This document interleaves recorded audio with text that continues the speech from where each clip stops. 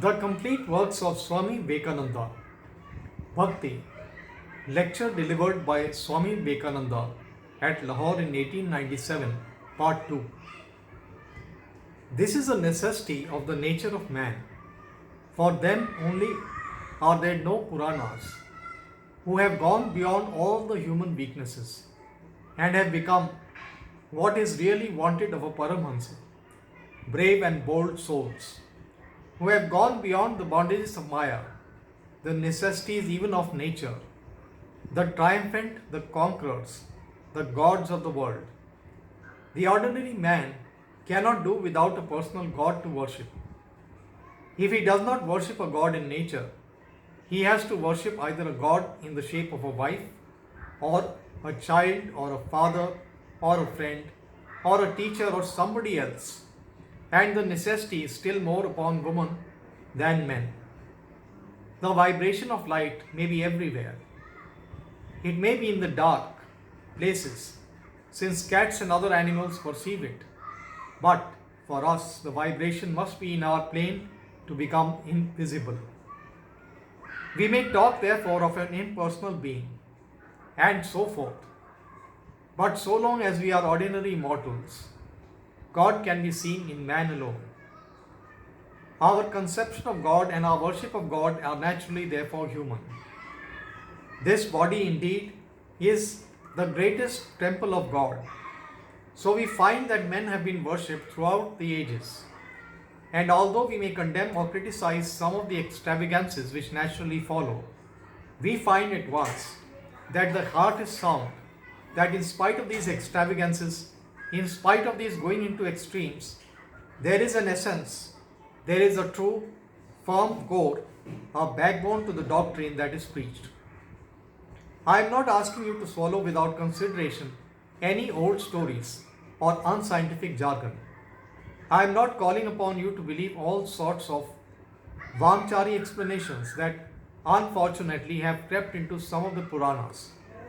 But what I mean is this, that there is an essence which ought to be not to be lost, a reason for the existence of the Puranas, and that is the teaching of Bhakti to make religion practical, to bring religion from its highest philosophical flights into the everyday lives of our common human beings. The lecturer defended the use of material helps in Bhakti. Would to God man did not stand where he is, but it is useless to fight against existing facts. Man is a material being now. However, he may talk about spirituality and all that. Therefore, the material man has to be taken in hand and slowly raised until he becomes spiritual. In these days, it is hard for 99% of us to understand spirituality, much more so to talk about it. The motive powers that are pushing us forward and the efforts we are seeking to attain are all material. We can only work, in the language of Herbert Spencer, in the line of least resistance. And the Puranas have the good and the common sense to work in the line of least resistance. And the successes that have been attained by the Puranas have been marvelous and unique. The ideal of Bhakti is of course spiritual, but the way lies through the matter and we cannot help it. Everything that is conducive to the attainment of the spirituality is the material world, and therefore it is to be taken hold of and brought to the use of man to evolve the spiritual being. Having pointed out that the Shastras start by giving the right to study the Vedas to everybody, without the distinction of sex, caste or creed, he claimed that if making a material temple helps a man more to love God, welcome. If making an image of God helps a man in attaining to this ideal of love, Lord bless him and give him 20 such images if he pleases. If anything helps him to attain to that idea of spirituality, it is welcome, so long as it is moral, because anything immoral will not help, but will only retard. He traced the opposition to the use of images in worship in India, partly at least to Kabir. but on the other hand showed that India has had great philosophers and founders of religions who did not believe in the existence of the personal God and boldly preached that to the people, but yet did not condemn the use of images. At best, they only said that it was not a very high form of worship, and was not one of the Puranas in which it was said that it was a very high form. Having read, having referred historically to the use of image worship by the Jews in their belief that Jehovah resided in a chest, he condemned the practice of using idol worship merely because others said it was bad.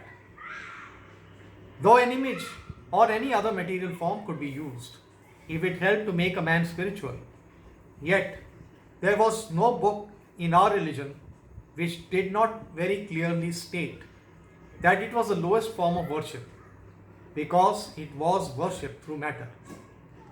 The attempt that was made all over India to force this image worship on everybody, he had no language to condemn. What business has anybody to direct and to dictate to anyone that he should worship and through what? How could any other man know through what he would grow, whether his spiritual growth would be by worshipping an image or by worshipping fire or by worshipping even a pillar? That was to be guided and directed by our own gurus and by the relation between the guru and the shishya. That explained the rule which Bhakti books laid down for what was called the Isht. That was to say that each man had to take up his own peculiar form of worship, his own way of going towards God, and that chosen ideal was his Isht Dev. He was to regard other forms of worship with sympathy, but at the same time to practice his own form till he reached the goal and came to the center where no more material helps were necessary for him. In this connection, a word of warning was necessary against a system prevalent in some parts of India, what was called the Kula Guru system, a sort of hereditary Guruism. We read in the books that he who knows the essence of the Vedas is sinless and does not teach another for the love of God or for the love of anything else, whose mercy is without any cause, who gives as the spring which does not ask anything from the plants and trees, for it is in its nature to do good, and brings them out once more into life, and buds and flowers and leaves come out, who wants nothing but whose whole life is to do only good. Such a man could be a guru and none else. There was another danger, for a guru was not a teacher alone. That was a very small part of it. The guru, as the Hindus believed, transmitted spirituality to his disciples. To take a common material example, therefore, if a man were not inoculated with good virus, he ran the risk of being inoculated with what was bad and vile. So that by being taught by a bad guru, there was the risk of learning something evil. Therefore, it was absolutely necessary that this idea of Kul Guru should vanish from India. Guruism must not be a trade. That must stop. It was against the Shastras. No man ought to call himself a guru and at the same time help the present state of things under the Kul Guru system. Speaking of the question of food, the Swami pointed out that the present day insistence upon the strict regulations as to eating was to a great extent superficial and missed the mark that was originally intended to cover. He particularly instanced the idea that care should be taken as to who was allowed to touch food and pointed out that there was a deep psychological significance in this, but that in everyday life of ordinary men it was a care difficult or impossible to exercise.